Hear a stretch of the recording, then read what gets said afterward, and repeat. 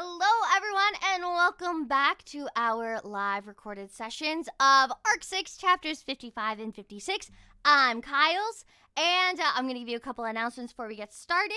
So, we have finished our shortlisting process. So, if you have not been contacted back for your audition, thank you so much for your time, your efforts, and everything you did in the audition process. We are moving forward with our successful candidates and going through all 91 of them slowly but surely through a week-long process of callbacks. We have our next round of callbacks tonight. The new cast has been so lovely to work with. They're so wonderful. We're going to try to find something for everybody. You guys are you're going to love it. They're all so hyped and excited. We're hopefully going to be able to get a lot of leeway done with 7 and 8. Arc 7 and 8 specifically, with this new cast coming in, because they're bringing a nice tailwind for us to keep going. The podcast was delayed a day. I do apologize for that. My computer was in another space in my house, so after stream today, I will be editing and posting for a Monday upload for the public, but immediate upload for our what are you guys called again? Oh my gosh, our members! Yay! And I honestly think that is it for our announcements. Let's bring in the cast and get started. We're a small group today. All right, you guys are live. Let me turn on your audio. You are on. Yay! Hello, everyone. Yay! Hello. Whoop. Let me adjust some audio. Yay! Okay. Well, let's introduce ourselves from top to bottom. We got a smaller group today. Oh shit, am I at the top? Oh, Hi everyone. I'm Connor. I'm your voice of Julius and Ram. I'm back. Still not perfect, but enough to do her lines today. Happy to be here. Yay. Greenie here, one of the editors of Studio Reverie. And yeah, back in the basement for me. Back in the basement. Keeping Elle's seat warm. Yeah. All right, I'm Kyles. I am your Amelia, and today I will be playing Meili, Shala, and Anastasia. Hello, I am Tealdi. I am narrator. I am fill-in Betty, I suppose. And yeah, hello. Hello. Hey everyone, Wolf here. I'm your Subaru. I'm also a co-host of the V0 podcast. And, yeah! That too. Yeah, I see Where you you've at, handed Connor? in your resignation letter. What the fuck? Sorry, back to I had to ask us to put off recording for a couple weeks because I didn't want to record for 3 hours sounding like this. How dare you care about your health? How dare you? Oh, who that's does what I that? forgot to mention. Okay, we're gonna have there will be a one. You know what? We might be able to get it done. There might be another little break with the podcast because Gold is going on vacation next Friday. Connor was sick this Friday, but you guys got some backlog, so we'll probably catch up at some point.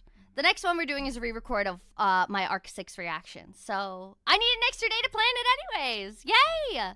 Yippee! Here we go. Ooh. We Works will out. also have some podcasts coming up with the Witch Cult translation team. Yay!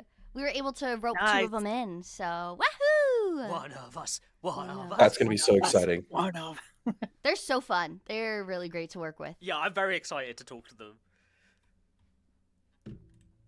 And And if you all didn't know, or if Kyle's didn't already announce this, we are in the thick of our auditions, or our callbacks for the auditions for Arc 7 and 8, and you all are in for a treat when we get there. These people are incredible. Drad, Al, and I were quaking the other day. We were like, oh my god, just fire us. You don't need us anymore. You have a new cast. Fuck. We're done. I already found 2 replacement Amelias. We're fine. Of one I'm training currently. That's just your excuse to take Rem for yourself eventually, so you don't have to do them both. That's right. It's all part of. It was all part of my graduate 10-step Part of the plan, program. baby. All according to Kate. I was when I was in those callbacks, I was in the callback calls with them, giving direction and helping Kyle's out. And oh my god, I have never felt so starstruck before, and I've never met these people before. Let me tell you, Yorna, we're eating. We're eating with We're our eating Yornas. We have so many. We're so lucky. Spoilers, that name is not known. Oh, that's true. That's true. Don't worry, it's not the end of the world. Spoiler. How dare you? How dare I? If they saw the Man. auditions, they saw her. Yeah, but I think like 3 people in our chat actually saw those auditions and went and looked. I'll see myself out. Live stream ends. It's like, never mind, cancel today. Everyone go home. Pack I mean, up. See, if it wasn't such a Yeah. hassle to re-put this on, I would have done it for the meme. Oh no! But Don't make me. But I it's mean, you don't could just walk away. complicated. You Too could much just walk work. away. We'll give Greenie Amelia today. oh, that What? what? Good luck with Wolf's gain controls as he randomly screams out of nowhere. There's exclamation marks on the line. Sometimes you take a sentence with a period and then he goes, "Meow," Yeah, sometimes you go extra, which is great. Actually, and it's cool. However, when you're the gain controller, It's you're like, oh, unexpected. Jesus. If I had the game right before me, I would adjust it myself. If I am not on screen, I am playing my stupid iPhone game. So when it comes out of nowhere, I go, oh, Jesus. You're not playing that horse game, are you? No, not yet. Okay. Not yet. I'm Oh allergic to god. horses. not yet. Wait, what horse game? Wait, I don't know what that. Ouya, Are you serious? Ouya mutts. I don't play phone games. I don't know what the horse game is. So either. all around YouTube right now, there are clips and videos of streamers playing this new gotcha game where they take actual racing horses that have like competed in history and they're horse girls. There you go. And so you race them and train them and make What? legacies that are absolutely not breeding them, but is absolutely breeding them in the game mechanics. It's unbelievably ridiculous. Total gotcha game. It's the whole thing's a scam, but Fun it's fact. just insane. It's Hollow's new thing. He does lore on it now, so go check out Pirates. Incredible. It's so peak. Check out Northern Lion if you want like a really unbiased look at the thing. Okay, okay. Hey, cute anime girls who are also horse girls. We love that. Yeah. Yeah. Yeah. Anyways, are you guys ready for the chapter? Yeah. Yes. Ready as Yes. can be. Do I haven't it. sneezed in 8 minutes, so it's time to go. Do you have a timer? What the fuck? Wait, now go. Oh, do we have our narrator set up yet? No. No. All right. Well, what do we got here? We got 23. All right. 23 pages for chapter 55. And chat. 56 Wait, is only would you- 11. 56 is 11. Greenie, would you like a shot with 56? Sure. And then Go if for you're it, yeah. getting too tired, just like yell at Connor and he'll take over. Wait, 56 or 55? Oh no, we'll give TLD 55. I got Okay. 55. It's fine. I just want to make sure because yeah, I can do. Greenie was sweating for a second there. Greenie, you're He's coming. No, Christ, I it's got even. the big one. You're okay. I've got you. Yeah, Greenie, go take the All big right. one. You haven't made you talk in a while. Take it. No. Trial by fire! But yeah, if things are getting tongue tied and stuff, just be like, "Yo, Connor, take it," and he will. Yeah. I forced it. Voluntold. The worst kind of volunteering. Honestly, being voluntold to do something makes my ADHD fire on all cylinders to do it perfectly. So Yeah. Yeah, Ah. it's the exact same There for we me. go. it's literally Same how I for got a me. promotion. Nice. Here's this piece of software that one guy has been working on since 1973. This is true, by the way. And he retired early because he inherited a ranch. So no one else has worked on it for 50 years. The only guy who's worked on it is now completely retired and has gone like no. He's literally contact gone to with the smoke. farm. Yeah. Here it is. You've been out of college for a year and a half, and it's COVID. This is your software now. You went. But now that I bet. know it, I am irreplaceable. They can't get rid of me. I get away with so much shit because they know they can't get rid of me. Yeah. Connor's so You just need conniving like one that. thing. That's all you really need for job security. One thing that's super important, but no one else can do. It really is. You just have to Yeah. hyper specialize, genuinely. Yeah, job security forever. Oh yeah. Yeah.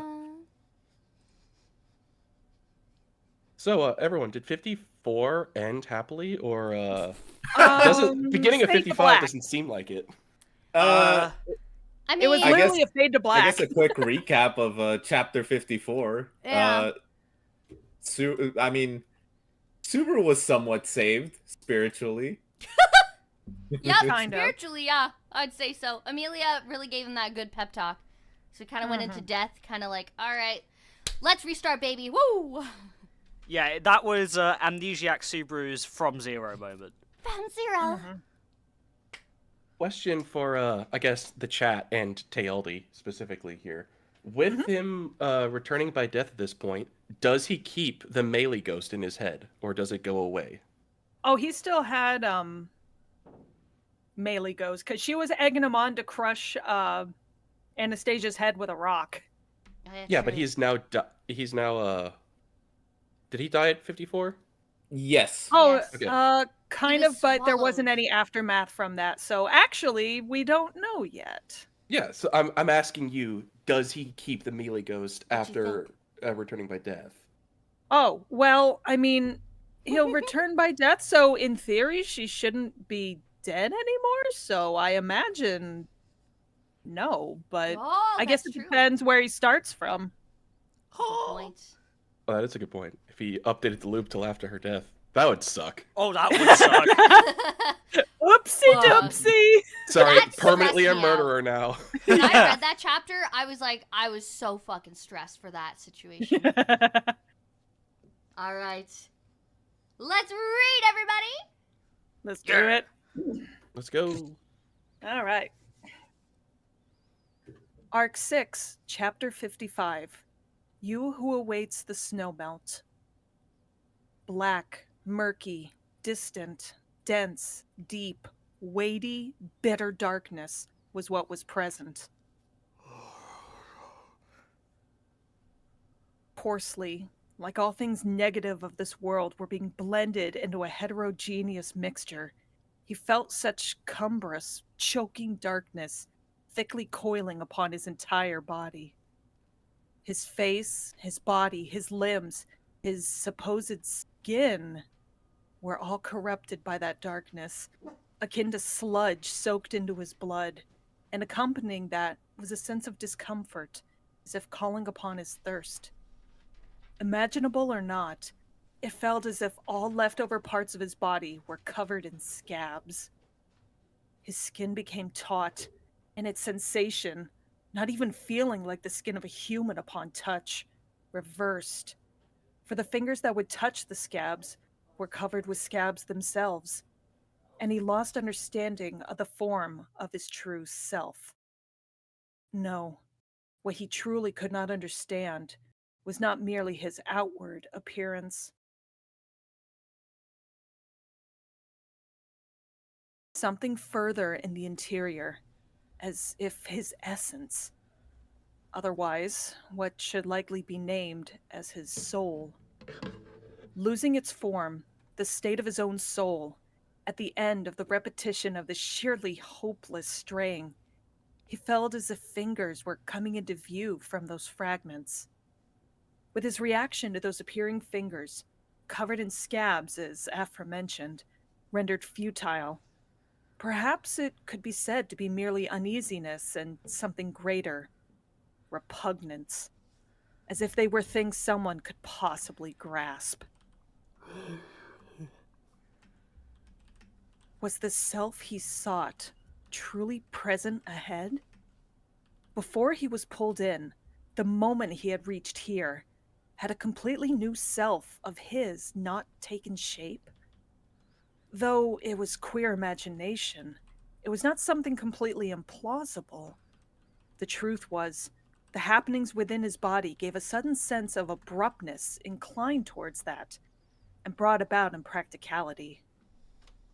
Grasping that as his own affair, accepting the trial being posed in front of him, he sought the spectacle which lay ahead of overcoming it. And just for that, just how much time had he devoted? That was why he felt a heavy sense of uneasiness. Should he really go ahead of this point? Was the place in which he would be received, accepted, desired, truly there? Entrustment, forgiveness, faith, wishing. His self, which had engaged in all those, was it truly present there? I love you. Such incomparable uneasiness was melted by the voice which felt as if it was leading the way and fading away. White, bright, tall, precious, beautiful, sweet, light was what he faced. And that soul was... Natsuki Subaru was... Upon that moment, Natsuki Subaru revived and reawakened his consciousness from the deepest of slumbers. A weak sigh spilled out of his mouth at first. It was his own voice, though husky and lacking life. But with this, he understood his mind had not been rendered to a point where he would no longer be able to even speak. This made for a single step forward. As for the rest, he must confirm that he had not been reset to a person with entirely a different sense of values. Are you awake, Subaru? The chime of a silver bell had been observing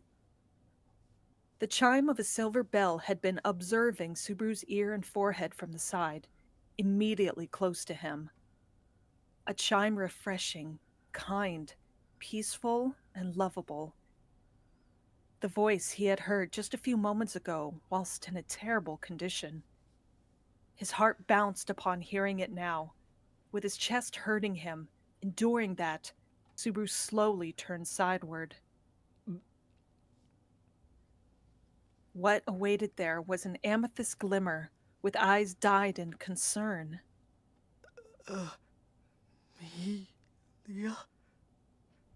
Yeah, that's right.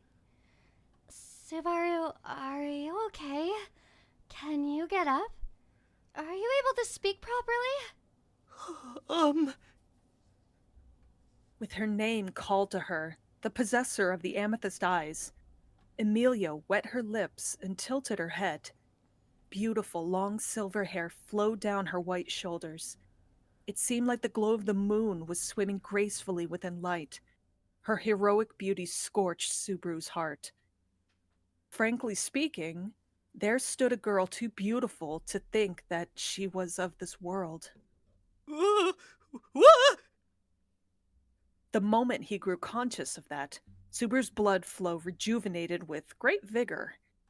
His face grew warmer, his face became redder, as he darted his eyes in all directions, rendered unable to raise his voice. Blushing so intensely that his ears nearly started hurting, he spilled out a voice saying,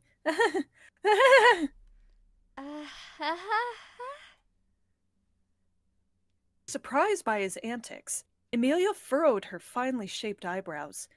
Even the slightest of her gestures seemed like a work of art painted with extreme detail by the artist. Witnessing this from a distance, where they could feel each other's breaths, Subaru suffered with a rapid increase of heart rate. What's this? Just what was this? Is this real?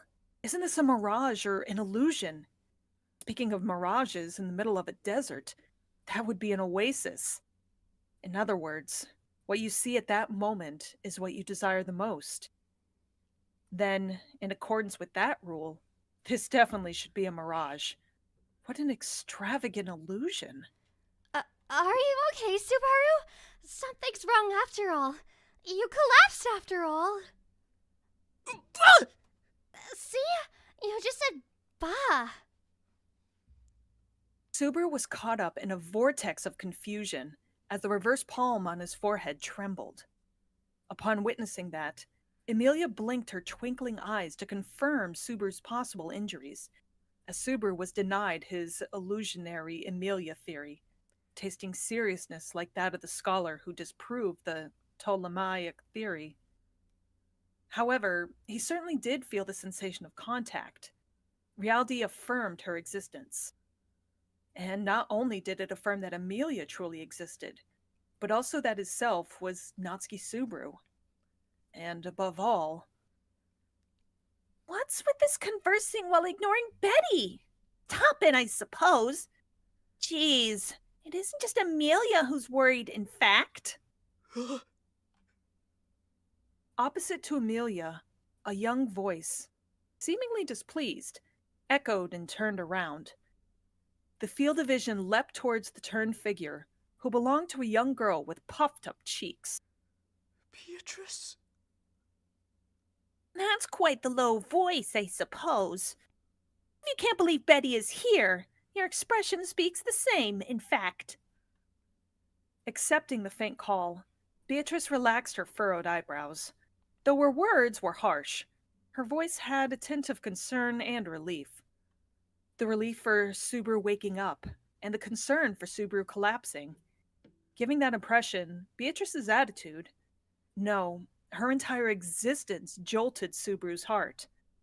In other words, yeah! Grabbing Beatrice's figure, Subaru immediately pulled her light body towards his chest. Light. Her body was truly light. Unable to resist upon his sudden action, Beatrice was completely engulfed within Subaru's arms as her eyes encircled. Atop the emerald bed covered with vines and creepers, with all his strength, Subaru confirmed her existence. Beatrice! Beatrice! Beatrice! I suppose. What happened, in fact? Too soon, I suppose. You really have such a calming face. Cuteness that seemingly welcomed someone back to their parents' home. I'm all for you. Be a compliment, in fact. Hugging her and viewing Beatrice's face, Subaru said so earnestly. Becoming redder due to his actions and words, Beatrice put her palm on Subaru's face with strength. As the young girl's tiny fingers touched his cheek and ear, whilst tasting cute pain, Subaru truly felt the existence of the young girl named Beatrice with certainty. Jeez, Subaru. Don't start fooling around immediately after waking up. We don't even know why you collapsed yet. Feeling slightly left out, so spoke Amelia sharply towards Subaru, who was busy hugging Beatrice. Concerned for Subaru's body, Amelia tried to grab his shoulder, but then stopped. Subaru? Amelia, tinted with more concern than rage, had her emotions blended within her voice changed into a single shade of worry. Her eyes, painted with surprise, were looking at Subaru, whom she had tried to grasp. The shoulder of Subaru, who was faintly trembling and crying.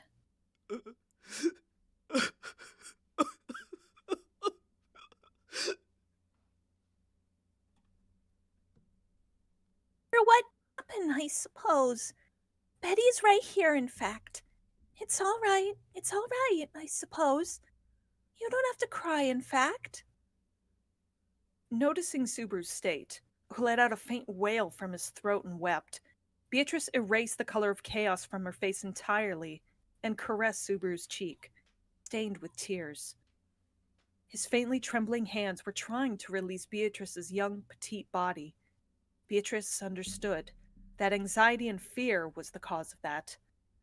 Henceforth, Beatrice gently called out to his heart that he did not have to cry, that he was all right, that she was right there. Don't cry, Subaru. You don't have to rush it. Slowly, take a deep breath and calm down. Beatrice and I are both right here for you. Just like Beatrice, Amelia consoled Subaru on top of the bed. Her hand, which had earlier halted in hesitation, now touched Subaru's shoulder. Amelia's voice, like the chime of a silver bell, respected Subaru's actions and determinations.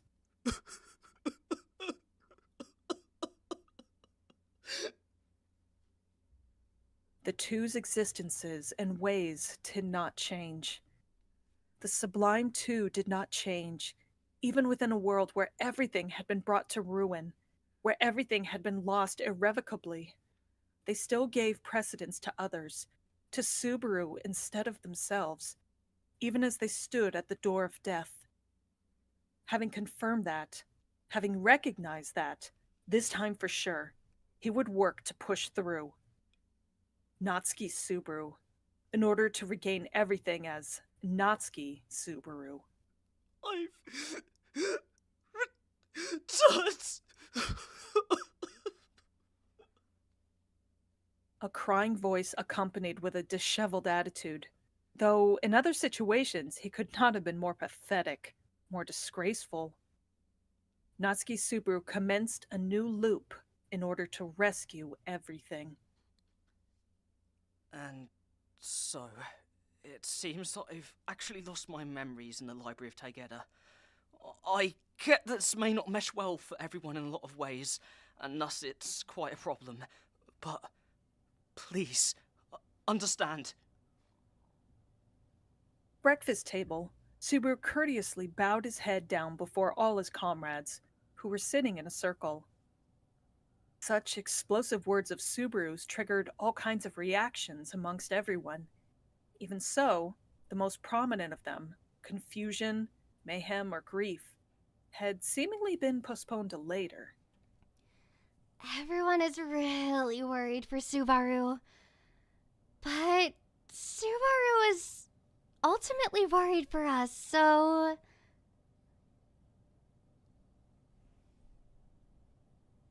Amelia-sama may say so, but... By Subaru's side, Emilia followed up with a concerned yet understanding expression. However, Emilia's words were viewed skeptically by Ram. She folded her own arms and glared at Subaru with her light crimson eyes.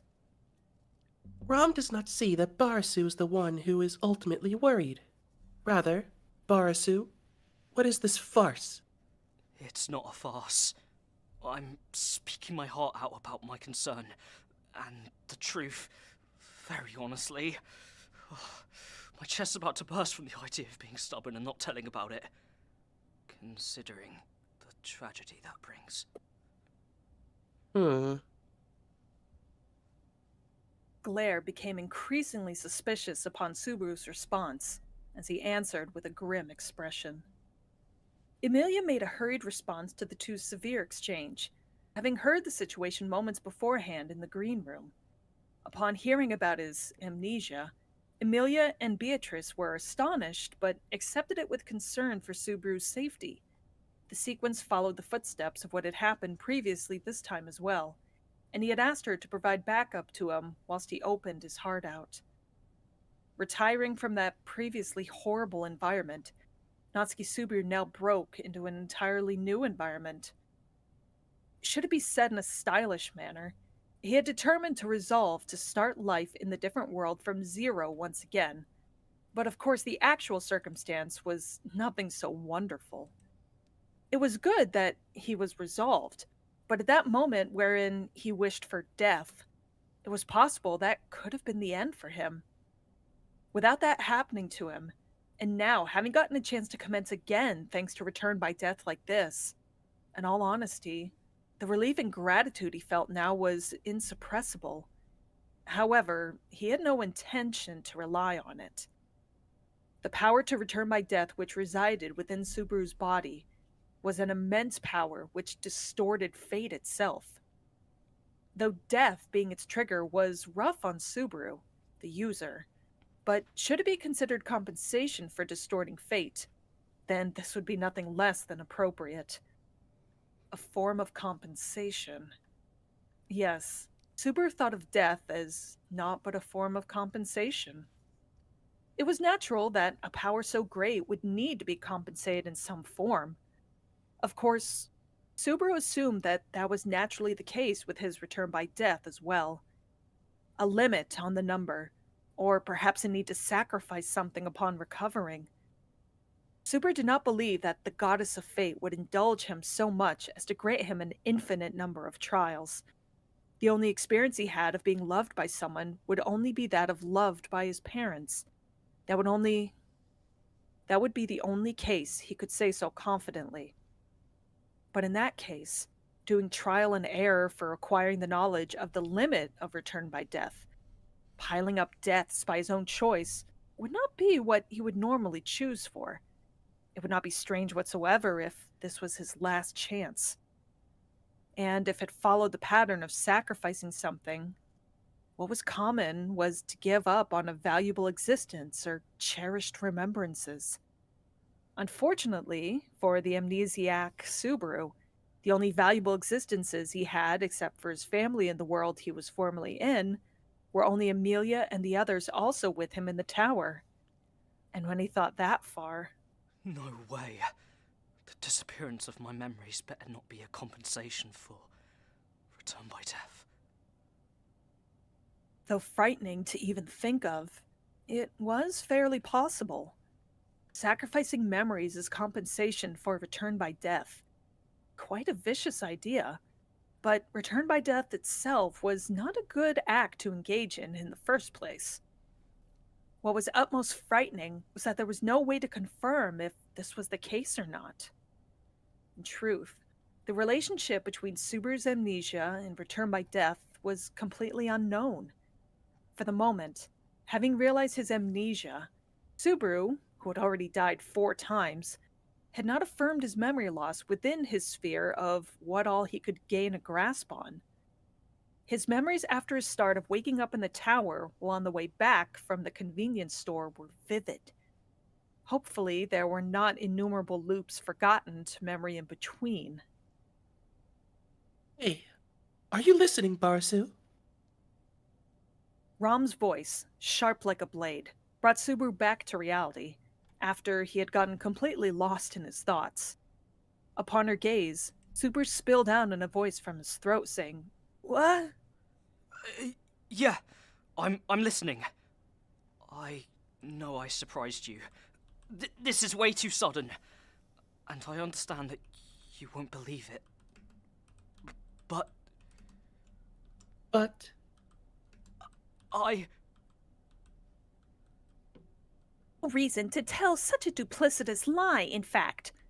Ram must also be holding at least that much trust in Subaru's plans, I suppose. Beatrice responded to Ram in Subaru's stead, while he was busy choosing his words. Having heard the situation back in the green room, she was entirely on Subaru's side as she now sat beside him. Beatrice-sama, What Amelia said isn't wholly false either, in fact. Having lost his memories, the one who's the most worried is Subaru, I suppose. That's why he was even crying like a little kid, in fact. Talking about that episode makes it so much more embarrassing. Subaru pushed a grin upon the unexpected revelation, and made the reason behind his tears to be this. It was actually due to the fact that he had returned by death, that he was able to reunite with them, that he had been granted a chance to redo. Those tears had many factors to them, but tears were ultimately tears. It was meaningless to investigate the reason behind a man's tears. Regardless, his gratitude to Beatrice as she now sided with him was insuppressible. Just like Amelia, Beatrice had been confused at first upon hearing him in the green room, but not only did she take more time than Amelia to digest what he had said, she had promised to support him with wiseness and sensibility unbefitting her appearance. Reminded of the transient relief he had shown her, and the words "taking outside" which Beatrice had said at the very end last time, Subaru felt agony like his heart was being strangled by chains. Just what did Natsuki Subaru do to Beatrice? He felt guilty relying on her faith, despite not being aware of that. But he must accept it as a matter of course, he admonished himself. To be honest, it would be a bit unreasonable to reject the theory of me having no reason to lie so directly about having lost my memories. But I want you to just digest that. digest that, you say. On top of that, let's talk about something constructive. Luckily, my present self is facing forward. I'd give a large welcome to talking about advancing forward. But if you have something to say, then I'll properly listen to it. Under the cover of Beatrice's comments, Subaru said so and bowed his head once again. In order to follow up with Subaru, Emilia also bowed her head, saying, "Please, trust him." Witnessing Emilia, Beatrice, and Subaru's meek attitudes, even Ram was unable to pronounce words of rebuttal. Although, even if they made an angry response, it would only be natural and reasonable. Of course, it had not been just Ram who had been impacted by Subaru's avouched amnesia. Just because she had made the most striking reaction, the reactions of the people besides Ram, Echidna, Julius, and Shala's reactions, also aligned with what Subaru had already experienced twice. In all honesty, his reunion with Emilia and Beatrice alone had been quite something, but the moment he saw and reunited with everyone present all together in this place, Subaru's heart received a fierce jolt. Julius, whom he had left on the lower floor along with Reed. Echidna, who had gotten both of her legs blown off and lost her life while apologizing for doubting Subaru. Shala, who had not shown her form amidst all that mayhem and chaos. And finally Ram, who had directed the utmost powerful suspicion towards Subaru, and did not meet him again thereafter. Everyone was here. He had been granted an opportunity to exchange words with everyone once again. And above all, the one whom Subaru had been the most conscious of in this place. Nevertheless, Oni-san is truly such a troubled person. What's with that reaction? Making a face like you met a dead person? Isn't it terribly rude? So recited the young girl, not too surprised by what Subaru had said. With her dark blue hair tied into a braid, the young killer wearing a stylish black outfit. Meili Portro was certainly there, moving and talking. Meili. Oh? You remember my name, don't you? In fact, I don't know what's different about Oni-san compared to normal circumstances. So what did you forget? Yeah, it's a bit complicated.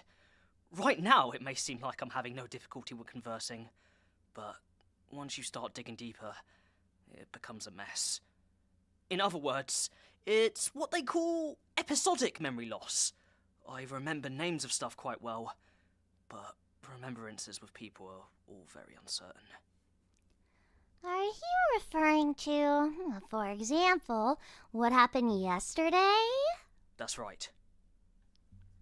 Meili straightened her eyes as her voice became faintly deeper. Subaru hesitated only for a second upon her question, but responded without falling to the pressure. He perhaps could have talked his way out with a rough excuse, but he did not do that. He had decided to not do that. Subaru would remain honest with them as long as possible. Forgot about yesterday, huh? That's... well... Hearing Subaru's response, as if having received a shock greater than simply his claims about amnesia in a certain sense, whispered Julius, accompanied solely by Echidna, somewhat suspiciously. However, putting their reactions aside... Master, did you lose your memories again? How many times will you forget about me until you're satisfied? I'm so sad. Pushing in her voluptuous breasts, Shala said so whilst making a sour expression. Shala's silly comments followed the same style as last time, but after coming this far, her comments left a strong impression of having an inexcusably odd ambiance. Delving deep into your nonsense also feels weird. But did this master of yours really keep throwing memories around like this? Yeah, he kept throwing them around quite a lot. When he woke up in the morning and I greeted him, he said, "Who are you again?" "I don't remember you. I don't know you." And treated me like a woman, the really old-fashioned way.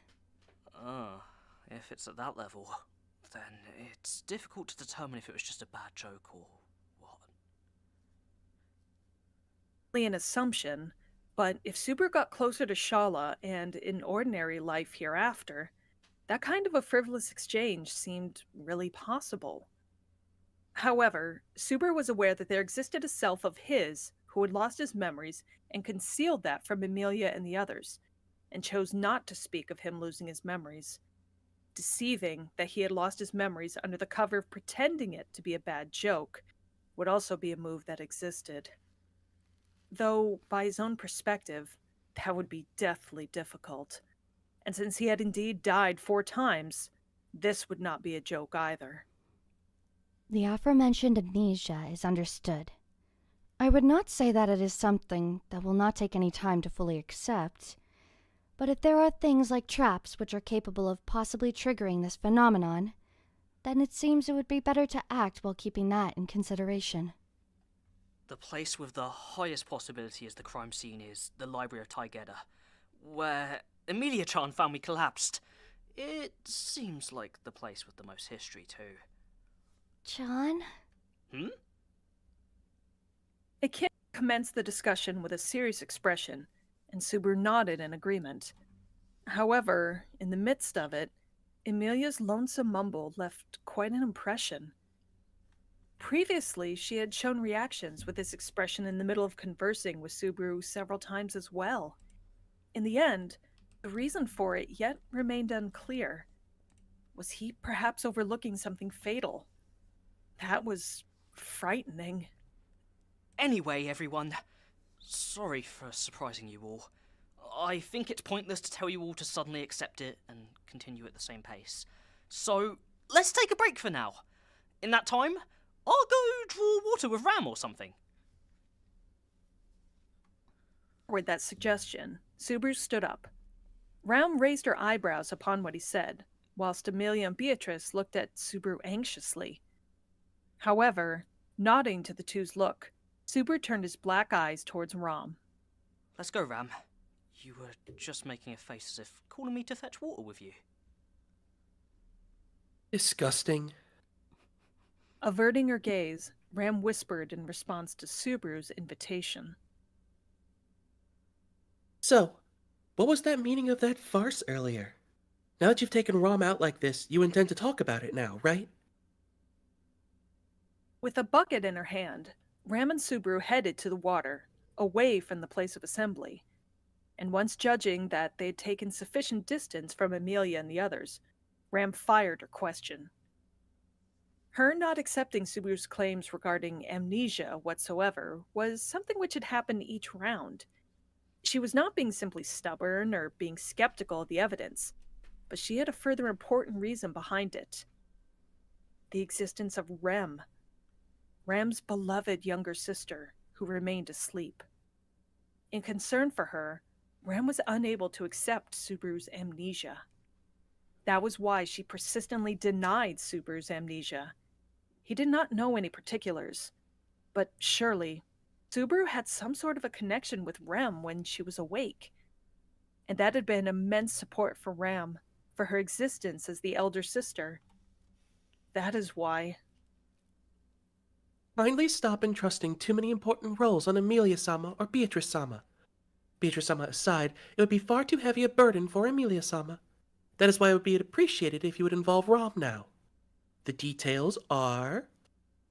Ram, it's true that I've lost my memories. It's neither a lie nor a plan. Tried to be relied upon, clinging onto that fine thread. However, Subaru must deny her. Ram's words were interrupted by Subaru's straightforward remark, and she narrowed her eyes.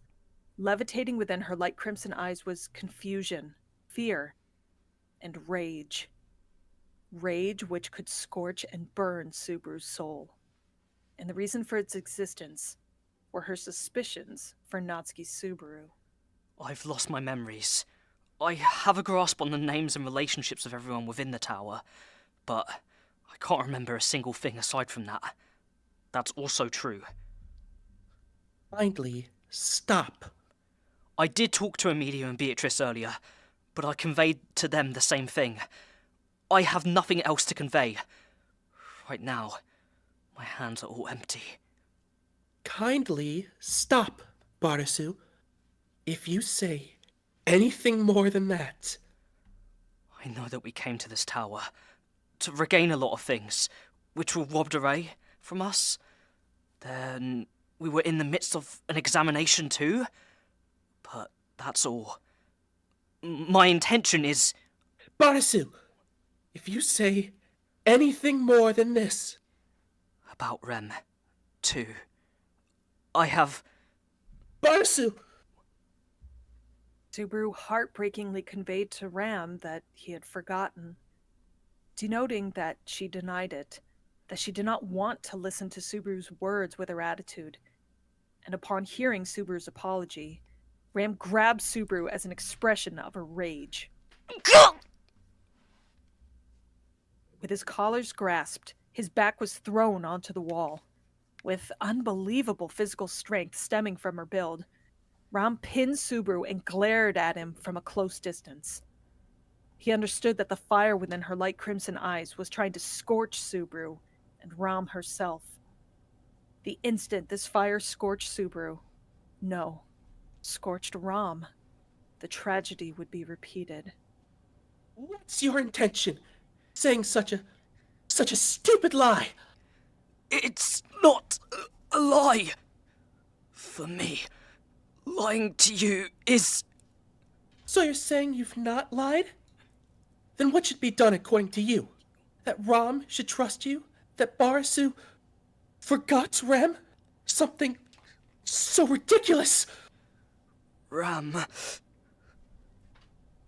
Further sharpening her eyes, Ram scowled at Subaru from a distance so close their lips could touch each other. Finally, Subaru noticed that the fire was not so much made up of rage as much as it was made of tears. Her conflict went far deeper than what Subaru could ever imagine. Subaru finally managed to grasp that, after having repeated 4 times. How prudent did one have to be for them to want to possibly understand the emotions, the wounds others harbored in their chest?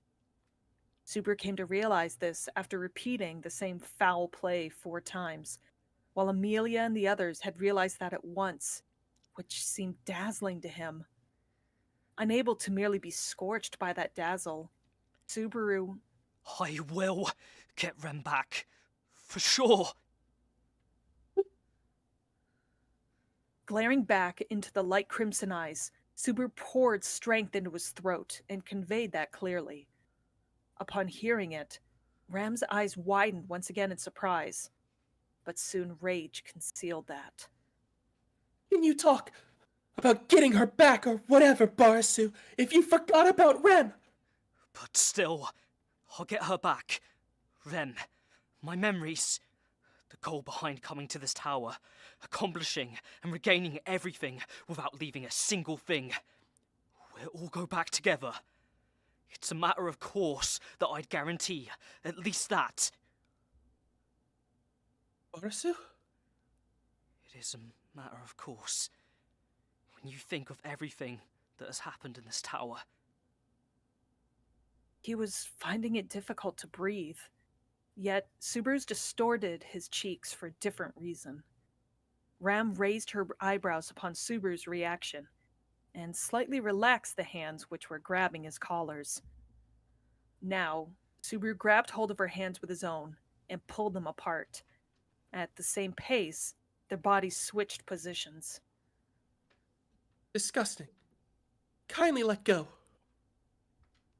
Having gotten pinned to the wall now after their positions switched, Ram declared before Subaru while she shared glares with him. However, though powerless, Subaru did not flinch away from saying the words he intended to speak. Ram, I'm going to definitely get back my memories. And Rem, for that, please, lend me your strength. I need everyone's strength. The Natsuki Subaru, who was there until yesterday, whom you all knew, may not have said something so pathetic, but for my present self. Julius had entrusted him. Beatrice had believed him. Echidna had forgiven him. Amelia had desired him. And perhaps Natsuki Subaru, whom everyone held expectations for, may have changed the stalemated situation by himself. However, the present Natsuki Subaru was not capable of that, and the people within this tower were far too loving for him to throw a tantrum and give up, saying that he was unable to do anything.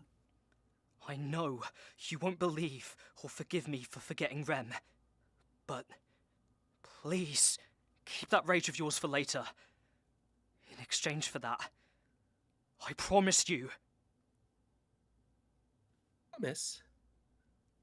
I will carry through. No matter what. I'll eat it all up, no matter how many tries it takes. If I break this promise, if I give up in front of you, then feel free to do whatever you'd like to me. Burn me, scorch me, anything.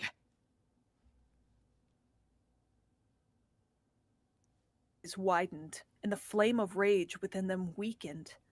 What appeared instead of rage now was an emotion which she had kept concealed until this moment. As he witnessed that, Subaru pulled back his head and continued a straightforward approach with her. Continued his words from the same distance as when their glances had entangled, back when he had been trapped in the cage of ice. That is my resolve. Why would you go that far? Barsu is truly forgotten. And you shouldn't think of getting Rem back this much. Once you forget, it all turns into a void. It becomes a gaping vacuum. And the feelings for what used to be there all disappear, all vanish. Love, hatred, warmth, loneliness, everything.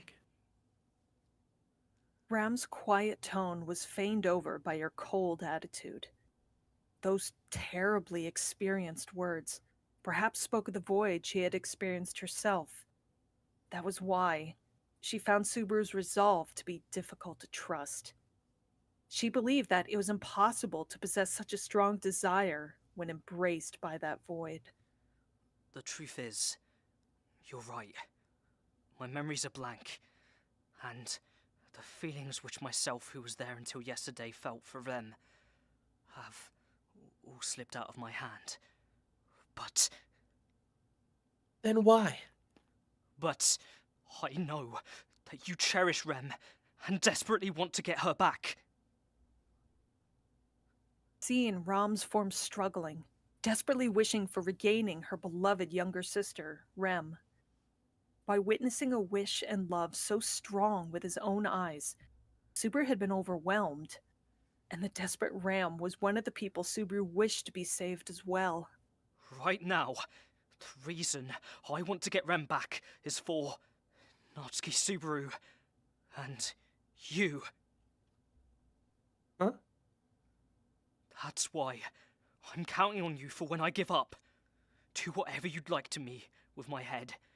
That is my atonement. That of the me who made you cry. Ram never cried. Don't fool around. That hurts! Paying a tight slap to the side of his face, Subaru crumbled on that very spot. Touching the cheek which had gotten flushed with his own hand, Subaru looked at Ram as if he was looking at something unbelievable. You! I was just now saying something pretty brave! Getting all energetic on your own accord. What do you mean by saying something brave? First things first, Barsu making a promise is laughable in and of itself. Quite impressive how you yourself propose what is the last thing that can be trusted in this world. I said the same to Amelia-chan, but how many promises did the me until yesterday break? Was there even a single promise that was kept? That bad of a level? Vilified by the voice which had gotten colder, Subaru reevaluated Natsuki Subaru. All other things good or bad aside, it seemed breaking promises was a common occurrence. First of all, the greatest obligation for keeping promises was to make efforts for the same. Protecting promises, even when not being watched by anyone, was why humans often put themselves to a disadvantage on their own volition. If not, it served as a proof of one possessing a deficient spirit. I guess someone like Natsuki Subaru wasn't a half-decent guy after all. Yes, that would be right. It seemed like you misunderstood, but the Barasu until yesterday was not a capable man who could manage everything by himself either. Rather, he was a simpleton, and his specialty was that, whenever he tried to manage something by himself, it would only enlarge the damage in the end. Rom also got caught up in a lot of this trouble. Are you serious? Why did you bring a guy like that to the tower? He butted in. Along with that, he was a man of mere words and lip service, skillful in his own way, and looked forward to chores being entrusted upon him. Also, he was good at dandling Amelia-sama and Beatrice-sama, wasn't it? Beyond that, Cross-legged on the ground, Subaru felt far too uncomfortable. He was being scolded about himself, even though it was not even about himself. Being told much about Natsuki Subaru by Amelia and the rest also felt agonizing in quite a complicated manner, and Ram firing words and speaking ill of Natsuki Subaru like this also felt, well, complicated. Subaru became serious, determining to hear it to the end this time. What else? Short legs, bad at remembering things, had an unhealthy diet, stubborn. he had short legs, he was bad at remembering, he had an unhealthy diet, he was stubborn. I suppose so. Along with that, he cherished Rem.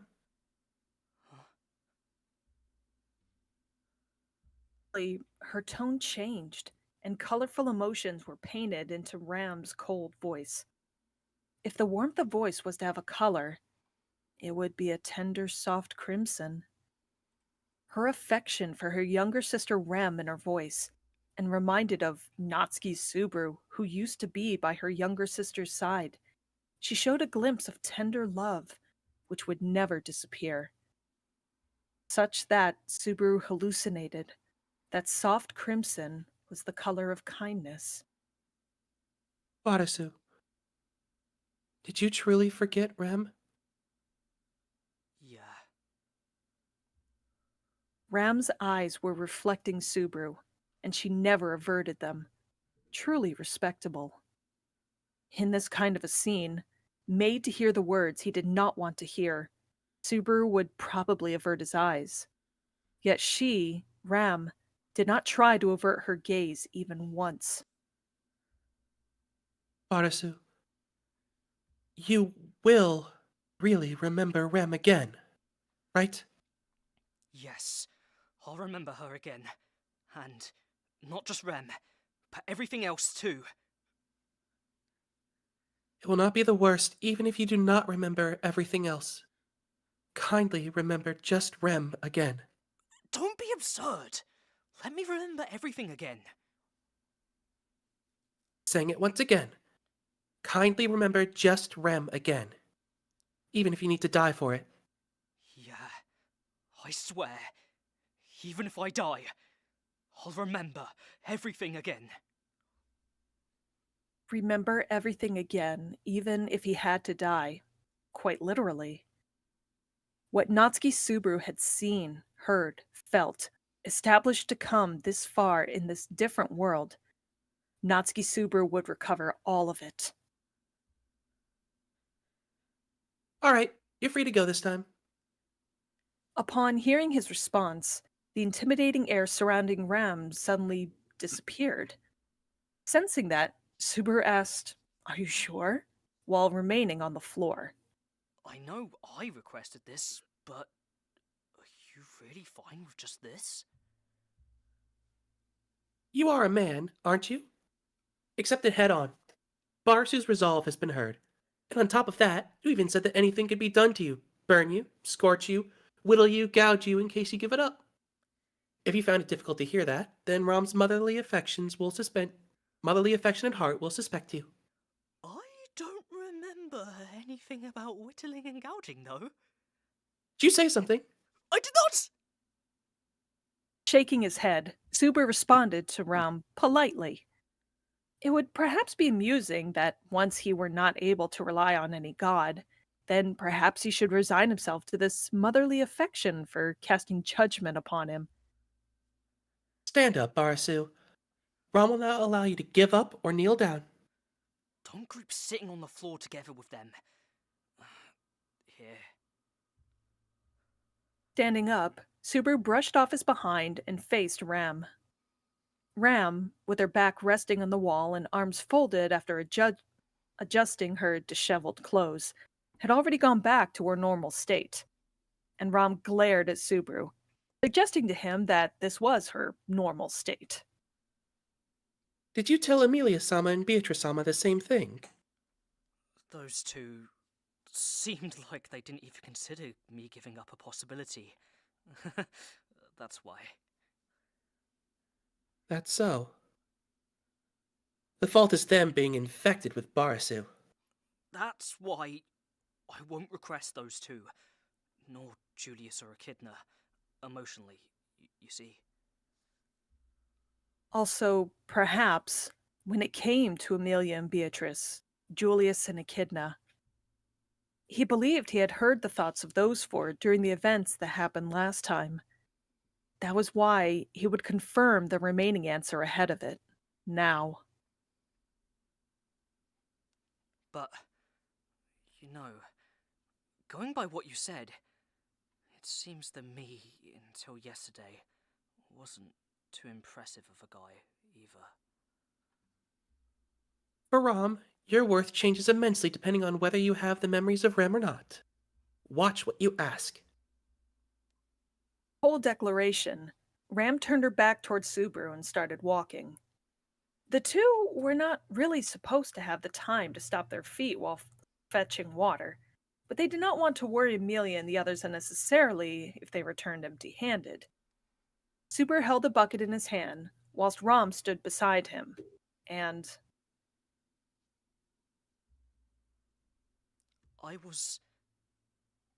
Natsuki Subaru was here for certain, right? with a faint voice, Subaru directed his question towards Ram's side profile. This was more of an anxious cry than seeking confirmation. Not more than words unsuitable immediately after pledging to not give up. He knew it would not be strange for Ram to reprimand him, as he stood with his tongue dry. Really a fool. However, without doing anything of such sort and without halting her feet, Ram disparaged Subaru in seeming affection. Right now, it was just momentarily become invisible. It just feels like it is lost due to being under the depth of a variety of things which have been accumulated. Like flowers buried under the cold snow. Once the season of snowmelt arrives, they shall be visible once again. Surely that's all there is to it. Subaru could not show his current expression to Ram, who was hiding her own. Immediately after acting so boldly, he could never show her an expression this pathetic. Henceforth, Ram's way, as she remained quiet without even attempting to look at him, at this moment, truly seemed like a mother's affection to Subaru. The situation had largely changed, or so he wanted to think, but the changes were not so great. This was not the first time Subaru had opened his heart out after losing his memories, and the impact everyone felt was also a spectacle he had witnessed. But should he change his heart's stance, everyone's point of view would also respectively change. Last time, Subaru had much distrusted Amelia and the others, and that had been due to several factors such as their actions, attitudes, and words, firmly believing that they had all been plotting something. However, upon doing away with those misgivings, he realized that their actions, attitudes, and words had all been in concern for him, and he rebuked himself. In other words, they restrained themselves to make sure Subaru was not made to feel anxious. Suspecting their actions was a problem entirely on Subaru's part. Let's do it properly. Do it properly. Natsuki Subaru. Telling himself so, Subaru glanced at his palm. The cause of the disappearance of Subaru's memories was highly likely to be in Tegeta. Though completing the examination was also important, investigating the cause behind this amnesia was also urgent business. There was no guarantee that it would not eventually develop into a ridiculous situation where everyone forgot each other and greeted each other saying, "Hello, who might you be?" upon seeing each other. And the truth was, he had very much had the flexibility to proceed with it all slowly. Last time, and the time before that too. Everything in the tower was a total mess. Last to last time, Subaru had successfully discovered the cadavers of Amelia and the others. No, of everyone except Amelia and Beatrice. Last time was different. He got to witness the death of his comrades with his own eyes, and his heart fell into desolation and ruin. However, all those abnormalities were disasters which should occur within the tower not so far into the future. As one who was aware of the damage these disasters would bring, Subaru must try to stop them from happening. For that purpose, he shall dedicate all the strength he possessed. That was why, first and foremost, Subaru would... A faint breath was present behind Subaru, who was standing at the edge of a great height. A moderate level of attempt to conceal existence, sensing it was possible if one was conscious of it. Perceiving the foul play thanks to the knowledge he possessed beforehand, he turned his body around just on the verge. Whoops! That was dangerous. Don't fall down instead of me. Striking the two hands stretched out, his opponent's body pitched forward. Subaru instantaneously grasped the stretched out hand to make sure nobody fell. That body was light. Not lightness in the many ominous senses it could mean, but lightness befitting the appearance of a young girl. Yes, calling her a young girl would be adequate. All right. Let's talk. I'll have you take responsibility for killing me. Saying so, Subaru smiled at the young girl whose elbow he had grasped. Meili, commencing the climax of this mystery of catching the criminal who had pushed him off twice in the past. And that's the end of the chapter. Woo! Big one today. Murder mystery concluded. Oh my god, Rom's voice hurts so much when you're sick. Holy Oh shit. no. Are you okay? I was muting between every line and coughing so much. Oh my god, you alright? Yeah, I'm good now. Also, before we get talking, thank you to the G-Man and Chill Dice for the donations. Appreciate it. Kyle's, Thank you so much, guys. your You're personal like mic is far muted. away. Oh shit! Sorry. Thank you. There There you go. Thank you. I knew something was off. Thank you, Chilled and the G-Man, for your donations. Appreciate it. I muted mine so that you couldn't hear the AC Clickety going. clacks. Grrr. No, that's just the Like sound of Eldritch Meili God. charging her arms up to push Subaru. It's so fucking funny how jovial Subaru is about it. It's like, oh, careful there, don't want you to die. Hey, let's It's like, talk. oh, little it was shit. you little You almost scamp. killed me. You tried to kill It's just me. It's just a conditioned response after hearing a From Zero speech. He just knows he's in a better mood afterwards. Yeah. Yeah. Also, Ram is the fucking best. Can we just put good on her name? I Yeah. adore her Yes. so much. I wish nothing but the world for her. Best girl, okay? I'm just saying.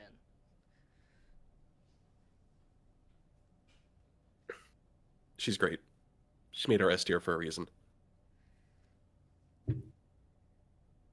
I think I find it funny that he got slapped for mentioning that she cried when, I mean, in this sloop, she. Oh yeah. Yeah, It's like, I I love never the- cried. What are you talking about? Where? literally with tears still on her cheeks, slapping him. Yeah. I never cried. How dare you? Excuse you.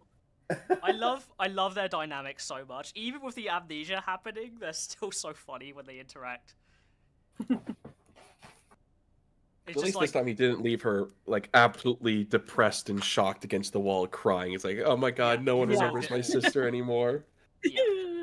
And now he's gained like his strongest ally, basically. Like Amelia and Beatrice are obviously always gonna stick by him, but Ram is gonna go all out for any plans that he tries to do going forward. And then how he tries to make a promise, and it's like, yeah, that's the last thing Yeah. that Fat we lot of trust. good that does. Yeah. And also just like, oh yes, I'll gouge your eyes out if you do anything wrong. I was like, I did not mention that. What was that? Nothing, ma'am. You say something? Nope. Little whiny bitch says what? Oh, that was an amazing chapter. After all of what happened last phase, I Yeah. think this is a We better, needed strong. We needed some W's. Clean sweep. This is the kind of conversation and dialogue that tells you that this loop will not be repeated again. Thank God. How many times can a man die to stairs? Frick. If it didn't change at that point, I would have been done this series. I'd been like, all right, tell me where to skip to. I can't do this anymore. Well, if you don't change at that point, there's nothing that's gonna save him. Yeah, it's just at that point, it's even going to start the chapter with, I had the exact same conversation with Ram as I did last time, and it worked out the same way. I'd have slapped his ass. I'd have slapped his face. Boom, boom, boom. But yeah, we've just revealed that Meili's been the culprit the whole time. Yeah, murder She's mystery the one solved. murdering him. Checks out. Yeah. Checks out. Yeah. Not That's my comment surprised. side here. That tracks. She's running from the law as we speak.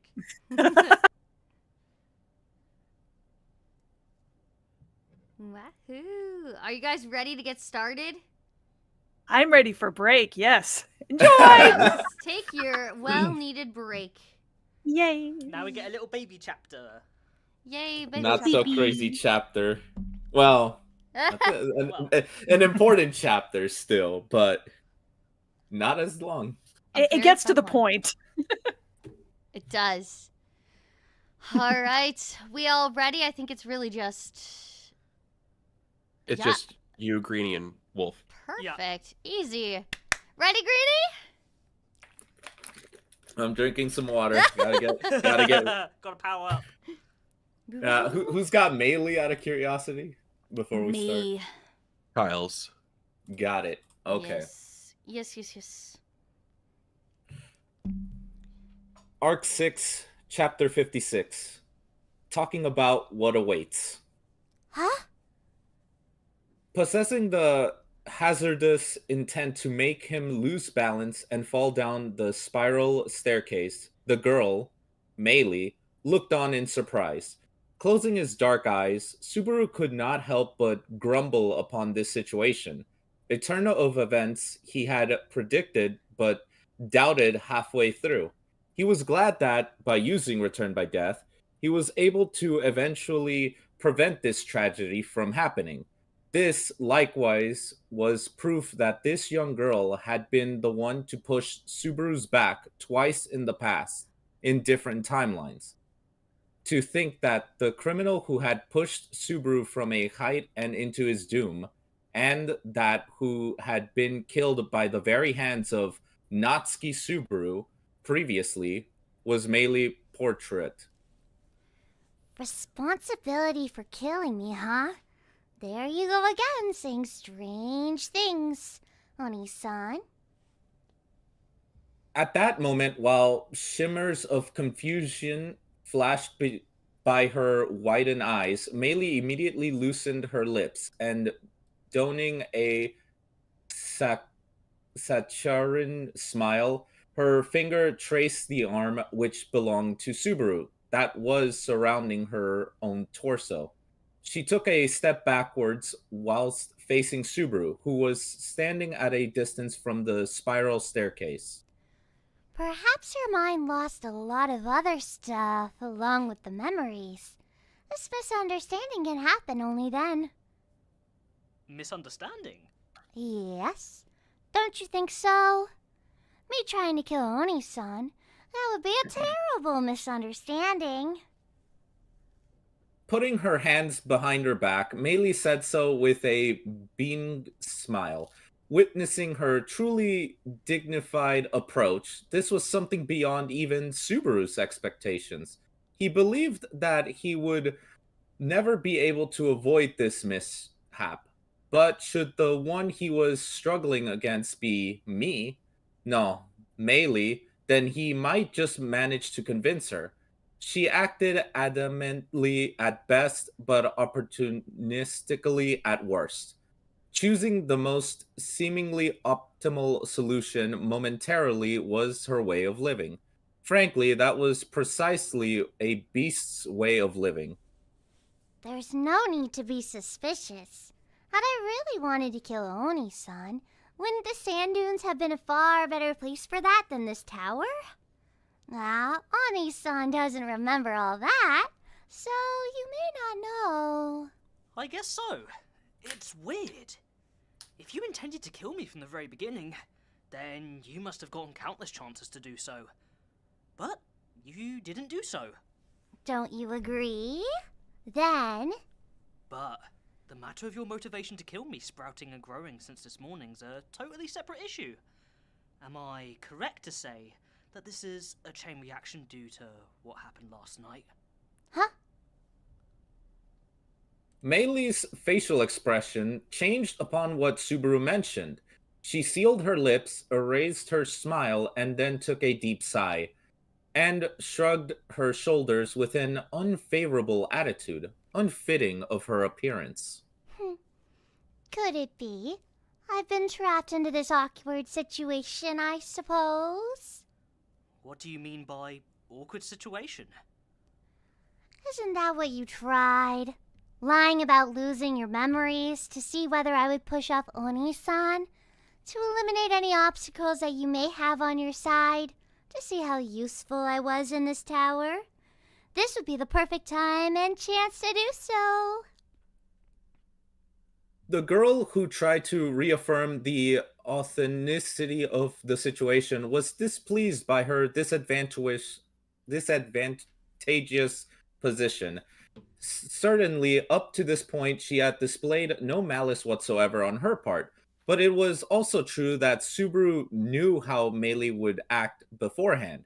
Even if she denied it, the evidence against Meili would not be altered. However, there were some things that could be said clearly, those being, Well, what exactly should I do? Since everything has already come this far, shouldn't I try resisting and running away from here? Especially when those bad animal chans aren't here. Even if I get away from Oni-san by myself. Don't get me wrong, Meili. My memory loss isn't a lie for deceiving you. It's the truth. That's why I'm being serious, like I should be. That's that. I actually did doubt whether you were lying or not, but in the end, what is it that Oni-san wants to do? Do you think I believe it's just because I'm not retaliating in response? the young girl put her hands on her slender neck, saying so whilst showing her tongue. At that moment, Subaru's heart raced, accelerated. However, ironically enough, it was a metaphor for simply killing, not something as ridiculous as Meili remembering her own death. With that conviction, the young female assassin gestured her capability to deal serious damage to Subaru's heart. That was why Subaru did not intend to let her act on that conviction, but Actually, I don't recommend using ways of killing take you that long. I do have methods that don't require much suffering, but Oni-san's pretty bad at hiding stuff. I don't intend to kill or hurt you. Even after this, from tomorrow onwards, as well, whatever way awaits, I intend to treat you the same way as I have till now. Huh? Meili once again changed her expression, hearing Subaru's response. However, this was unlike the change that had come upon her when she had opted for the optimal solution for the immediate situation. Meili's expression was filled with obvious dismay as she looked at Subaru with eyes that could not comprehend what he was saying. Upon that gaze, Subaru nodded. Fortunately, your crime was prevented beforehand, and so, if we were to keep it a secret, everything will be fine. Even if you just think of killing me through some different method, all I'll have to do is prevent that as well. Although, all this undeniably leaves a bad taste in my mouth. Really bad. What are you? But, at least, did you get it this time? Doing something to me is an incredibly huge risk for you. If you're going to say, but still, and continue, then, at the very least, let's just talk properly. If you're still dissatisfied, I'll hear as much as I... Dissatisfied? Dissatisfied, you say? Abruptly, Meili murmured with a quiet and shivering voice. Afterwards, she sharpened her lips. What's dissatisfying about this situation? I can't believe it! Subaru was saying all this to persuade her into making a moderate decision. Following up with that, Meili shouted, with her eyes looking at him as if she were looking at something unbelievable. Can't believe it, can't believe it, can't believe it! While she pronounced so, her hands busily toyed with her braid. It was visibly evident to Subaru that she had gotten perplexed regarding her own mental self-defense, and that this was a sign of dependence on someone who had the same hairstyle. Onisan has no idea of what I tried to do right now. If that's wrong, it's strange. If that's wrong, then... With words filled with frustration, Meili's attitude was unnaturally desperate. This was Subaru's first time seeing Meili so disturbed. No. Rather, he had first seen her like this in her Book of the Dead. After what she had done last night, encountering Subaru in Taigeta, and after having a conversation with Natsuki Subaru, she had decided to kill the amnesiac Natsuki Subaru. However, this plan of murder, carried out in such a hurry, would have had been a double-edged sword for her too. Although Subaru would have been pushed off to death, ignorant, how did she plan to escape the allegations of murder that could be placed upon her after Subaru's death? Of course, there was a good chance that his death could be dismissed as an accident, or perhaps not. Should it be Amelia, Beatrice, Ram, or any of the others? By now, Subaru knew that they would not let his death slide without even trying to uncover the truth behind it. In that case, it was inevitable that Meili's crime would eventually come to light. Ram, Julius, or Echidna were much smarter than Subaru, and they would be able to see through to the truth behind his death at once. It was unimaginable to think that Meili had never taken that into her consideration. That was why this is just a desperate urge of yours. You just have a habit of murder. You don't even consider other factors for solving issues. That isn't your fault. Don't talk like you understand. What does Oni-san... What do you know about me? I do know. Meili, grinding her teeth, stiffened herself as if she had been doused in cold water. Looking straight at Meili, Subaru assertively declared, Meili, I know about you. I know it may sound pretty creepy, but I may even know more about you than the only other two people in this world that know about you. You know? Upon Subaru's shrug, Meili's worry intensified, believing that it was completely obvious. However, at the same time, Subaru was looking for a way to convey the undeniable truth. He was shrugging with that twisted self love in the back of his chest. He would remember my never ending temptation. A whispering voice seemed to echo right before Natsuki Subaru took any action, repeatedly tempting Subaru to solve his problems through murder, the worst course of action packed with cowardice. By reading her Book of the Dead, the ghost of the dead Meili portrait and its temptations had returned to haunt Natsuki Subaru. No, that's not it. Shaking his head, Subaru then pondered over what the girl he had killed had done. During all this time, something had happened, visibly evident from the confusion and frustration of the girl standing before him. Above all, recalling what Subaru had seen about Meili in her Book of the Dead, considering what Meili had suffered through, it could never be said that her personality had simply become murderous. This was not the same Meili as the one in her Book of the Dead.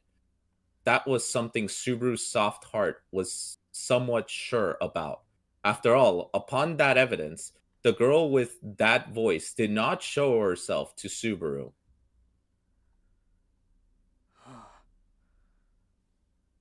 Putting it terribly straightforwardly, Subaru had lived through Meili's life by the Book of the Dead. He had seen her days since he had become conscious, the establishing of her ego, the establishing of her way of action. However, she had never thought of ending someone's life with such lack of fairness and reason. In those days, there was an unquestionable emptiness in Meili's heart, and her experiences increased the fear inside her. But there remained a lone something that glimmered within herself, its name being Elsa Graniart. Heh. That is the reason why you tried to kill me. Yes? Upon that question, Meili's facial expression was distorted with bitterness. That was the rage of getting something sensitive that should never be touched, be probed, no, be trampled upon by one's feet. However, Subaru yet dared to do so, because It's normal to remove your shoes when entering someone's house. But walking in rudely while wearing shoes when entering others' hearts is the rule of the Natsuki household. as one of its members, Subaru climbed into the heart of the young assassin. Deep in her heart, there was something that drove her into acts of impulse violence. A murderer of Black, whom Subaru did not know but was familiar with. Just thinking about her gave rise to feelings in the heart, like a desire of relief, longing, sadness, and rage, and emptiness. The feeling that Meili felt for her were extremely complicated, yet extremely simple. Meili longed for Elsa, loved her, and admired her. That was why having her stolen away gave rise to despair, suffering, hatred, wrath, murderous intent, and despondence. The entire time she had accompanied Subaru and the others in their journey, it had all been for the sake of revenge. Could not be said for her unskilled self. In fact, it could be said that Meili was very clumsy, a a despairing young girl who was ignorant about her own emotions, enough to not know about the depth of the scar in her heart. A professional assassin who made her own environment. That was who Meili Portrait was. Did you want to take revenge? I don't know. Even so, Elsa was... I don't have such a wish. I'm well aware of that.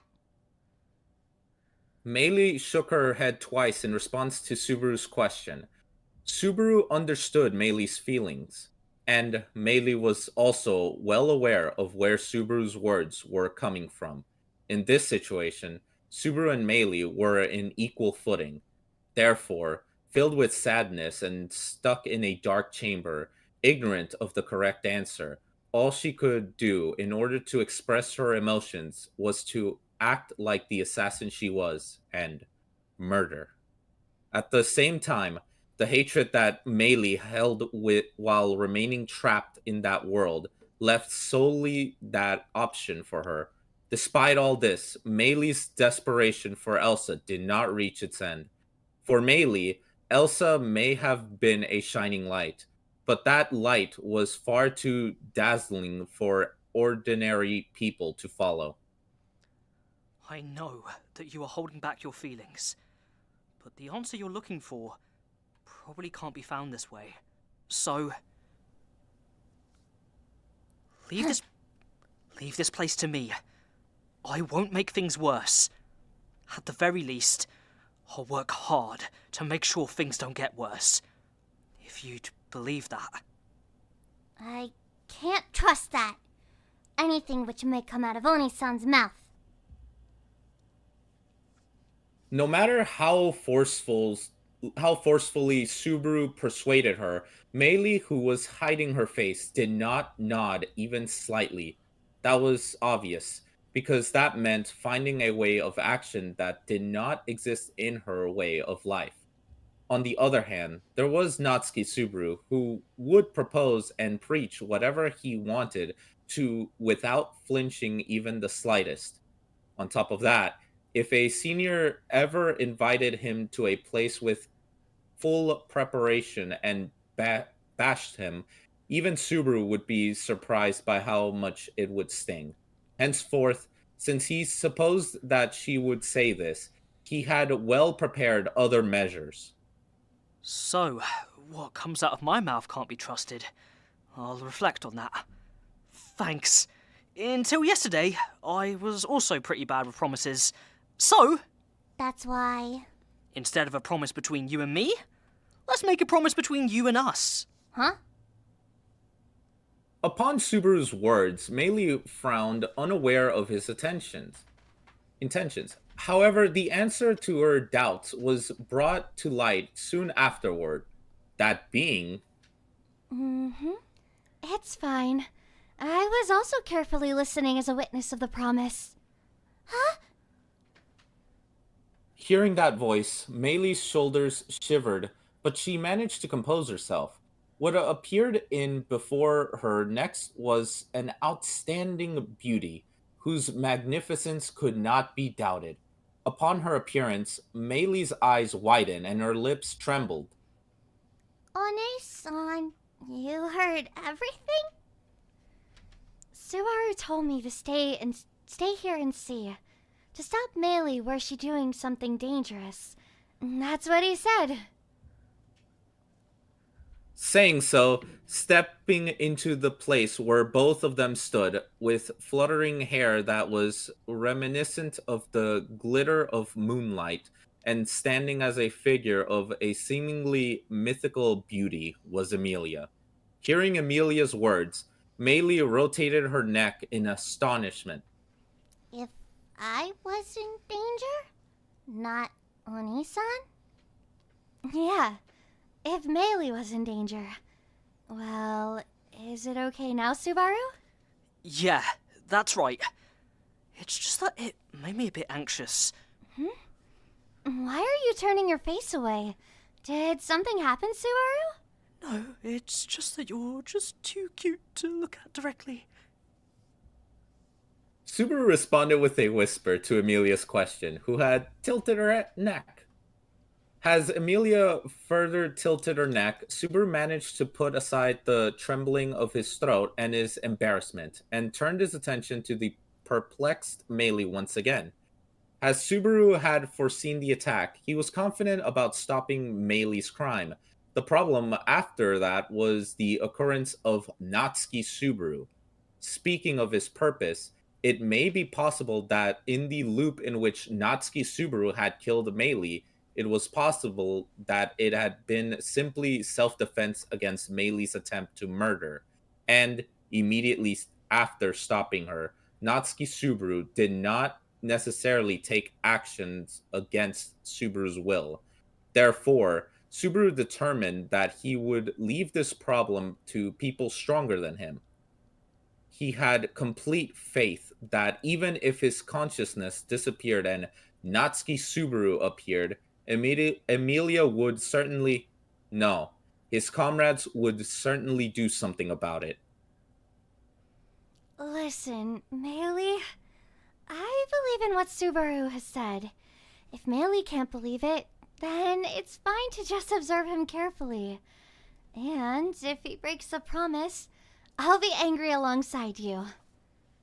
Observe Oni-san? That's weird. Isn't that strange? Observing Oni-san and One-san is what I... If Meili wants to do something bad, that can only be after Subaru actually breaks the promise. Until then, observe whether he breaks it or not. Isn't that fair? Meili was confused by Emilia's words, who bent enough to have their eyes at the same level. Inside her mind, her ways of coping with and solving truths and circumstances distorted and crumbled. You seem to be about to make a huge mistake. But mine and Amelia-chan's Yoisebu somehow prevented that. Therefore, this is your chance to learn how it should have actually been done. This is your chance to find a different solution than killing me. It's a bet. Bet? Settle down the evil feelings inside you, and see whether you still want to kill me, or whether you've changed your mind. I'll also do my best at giving you lectures about morality. Scratching his head, Subaru laid down this path for Meili's confusion. Frankly, unneeded care was unneeded and intrusive. There was a certain way of living that Meili had followed until now, and Subaru was trying to arbitrarily open new options for her. But should she refuse it, her path would meet a dead end, and because of the sand tower. If her way of life were followed, they could not possibly ever conquer this sand tower together. And I'm not letting you get off this train. I don't know how old you are or anything, but when I was around your age, I got the adults around me to help all the time. So, I will help you, even if you don't want me to. You're far too young to think stuff like what you should be doing or refusing adults' help. saying so, Subaru stepped forward to reduce the distance between him and Meili. Seeing the distance between them shrink, Meili's shoulders shivered. Subsequently, Subaru patted the head of the nervous Meili, who looked up with uneasiness in her eyes. He would not crush that thin neck. He presented this decisively different alternative to Natsuki Subaru. Meili was a child that did not need to die, and I sincerely request that you please trust Subaru. Trust us, Meili. while Subaru caressed her head, Meili hugged her from behind, leaving her completely immobile. Embracing her body, Emilia rubbed her cheek against her as Meili lightly bit her lips. This sand tower is a place too small for you to decide on something big. Leave this place. Go to a bigger place and find your answer there. We will also work really hard. Teaching her all this when she possessed feelings while trapped in such a cage was not exactly the best thing to do. Even so, this was the only way Subaru could have said it. With complete utmost care and kind words, they conveyed it to Meili. In response, Meili repeatedly and thoughtfully glanced into their eyes and out, and then, I don't want to forget about Elsa. That's fine. There is no need to forget someone you loved. It's just that, well... Cutting his own words off, Subaru thought of the beautiful woman of black he witnessed in the Book of the Dead. What a strange impression. He had never been in contact with her, Yet he still had a sense of familiarity towards her, reminiscing of such an opponent. Subaru subconsciously stroked his guts. Even if it's someone you love, I wish you didn't imitate their way of doing things. Yes, he believed so. Meili was powerless, had lost her path, but still, after several silent seconds had passed, she nodded. Woo! And that's the Yeah. chapter. Oh my god. Good job. job, Great job, Greenie. Greenie! Huzzah, good job. It's been a while since I've narrated. Oh my god. Wholesome chapter. Then wholesome- immediately got chucked words like saccharin and stuff. Yeah, Yeah, that was that- huge. I saw the word and my brain just was like, what? Brain I've went, never "No, seen this thank word. you." I never saw that word in my life. I'm The like, hell what is this? You don't Nope. read enough vampire fan fiction then. No, I don't. Oh, this was, oh my god, a wholesome Meili chapter. Wholesome Meili. Subaru not beating the Huzzah. allegations, as Shield said, grabbing another lolly for the mansing. Oh yeah. Oh, the Lollymancer allegations continue. Amelia It's not even Subaru has allegations at parents. this point. I love how now wonderful. he's bringing in Amelia into his Yeah, crime I love how scene. wonderful Subaru and Amelia are of this. Are like, just you're a child that, and you've been brought up to say that any solution for your problem is just murder. It's not your fault. It's the adults that raised you fault. We're gonna help intervene here. We're Let going to us This is stop an you from intervention, becoming a hun. You can't just sociopath. solve every Yeah. problem with murder. Like, you're at a developmental stage where we could literally actually stop you from being a full sociopath.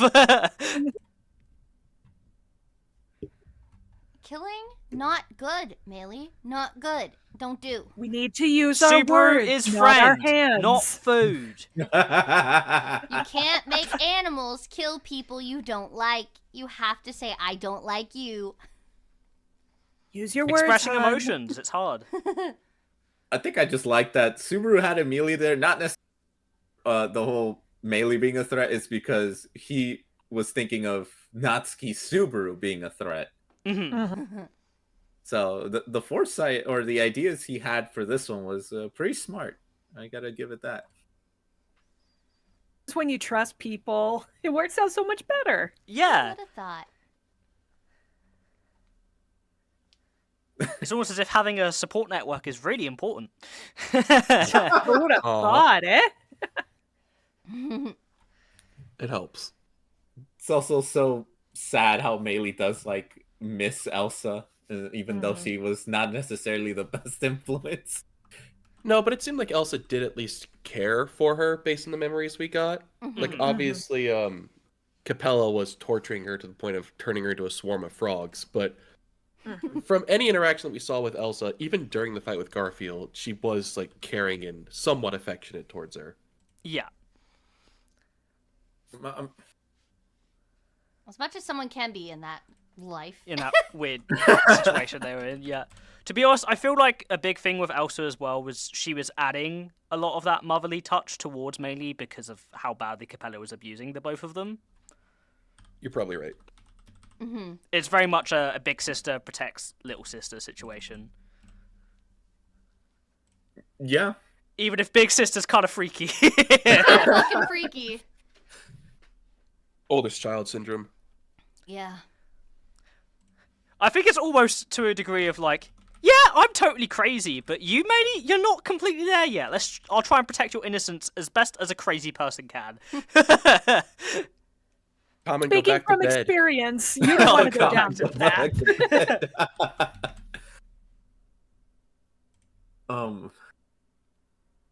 Nah, I think this was a good. I think this was like the big turning point for what the current issues that Subaru was getting into.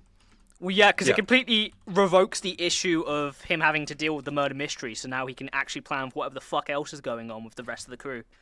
This makes me think of Arc 2, whenever it came down to that he's being killed and stuff, and how he needs to solve that, even though we figured it out.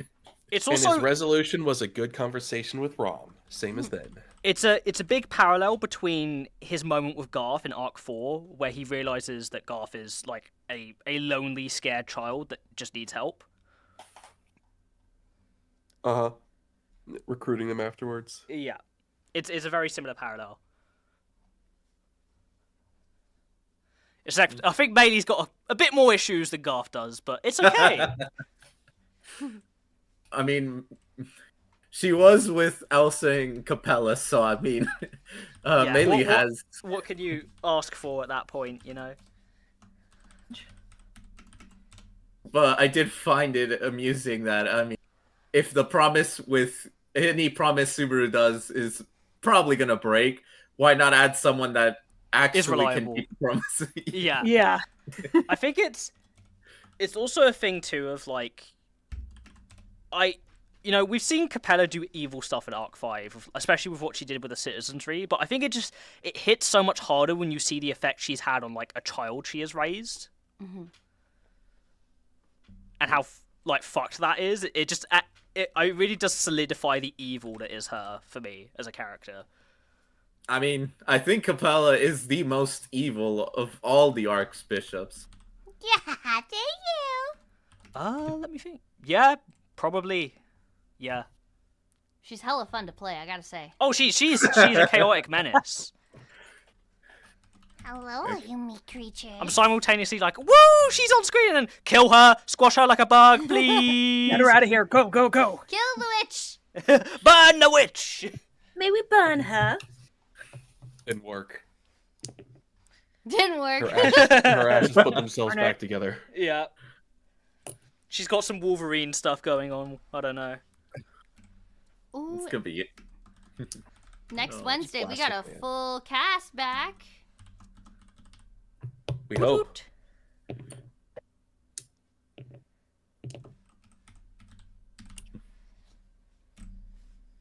Well then. Yeah, it's not a lot of mystery to discuss this time. It's just like, oh, that was nice. So Yeah, like, it nice was- resolution. wrap it at a reasonable time today. Yeah. Yeah. It feels nice to not want to throw up at the end of chapters. Well, yeah, I think Also- after phase what are we? Phase 4? After phase 3, I think we could use some not crazy Some shenanigans Ws. again. Yeah, some dummy. I Cause, think oh you're my- in for disappointment with that, Greenie. Connor being the downer, just like, oh, I'm sorry, this is ReZero. Look, I've got some bad news for you. You've come to the wrong place. Do. I think with that, we are going to go take a nice little break before we start up our next round of callbacks later tonight. So we're going to let y'all go for today. Thank you all for being here. Thank you, everyone. Bye-bye. You.